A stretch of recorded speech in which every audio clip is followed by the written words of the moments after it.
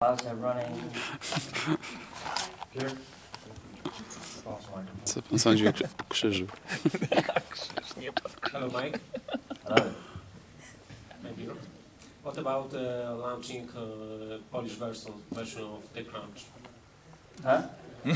What about Polish TechCrunch? Polish TechCrunch, good idea. Do you want to do it? We've got a volunteer. Listen, Polish blogger.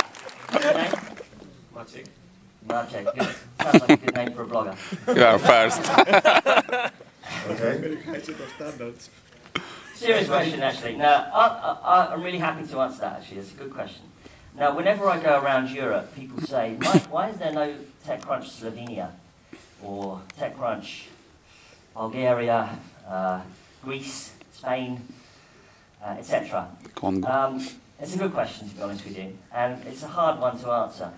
One of the things that I think is important, and I think you guys recognise this, and hell, why am I here in the first place, is that, fortunately or unfortunately, English became a language of business, and part of the coolness of that, just sheer by accident in history, is that it means that you guys now can be part of a global economic wave that is the uplifting of Web 2.0, social, you name it, new tools. And I think that's absolutely fantastic, and it's liberating for people who are around the world who can't participate because they're locked into a particular language, the French. And there's a reason why there's kind of a reason why we have TechCrunch France. It's a bit of an old story, I'll tell you now. A guy walked into Mike Harrington's office a few years ago and said, Mike, let's do TechCrunch France. And Mike said, yeah, sure, let's do TechCrunch France. And that was that. We did TechCrunch France. So we have TechCrunch Europe, TechCrunch France, TechCrunch in the US, and we have kind of a translation site, TechCrunch Japan. But there's a question, I guess, how do you scale that kind of thing all over?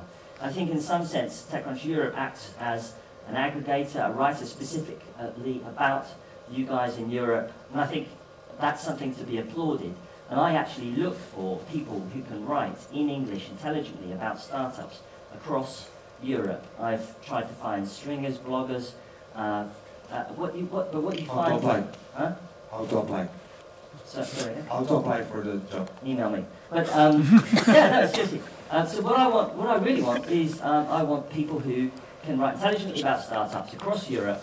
Now, if they want to do it, doing it in English means you get a global audience. If you write for TechCrunch, then I can put you on TechCrunch.com, and I can tweet you out to 2 million people, right? That's kind of fun. And it means that we get more content. It means that you guys get to shine a light on your ecosystem, your startup ecosystem. And that's pretty cool, right? Right? No, because why are we all here? We all want to do businesses. We all want to create new companies. We all want to do startups.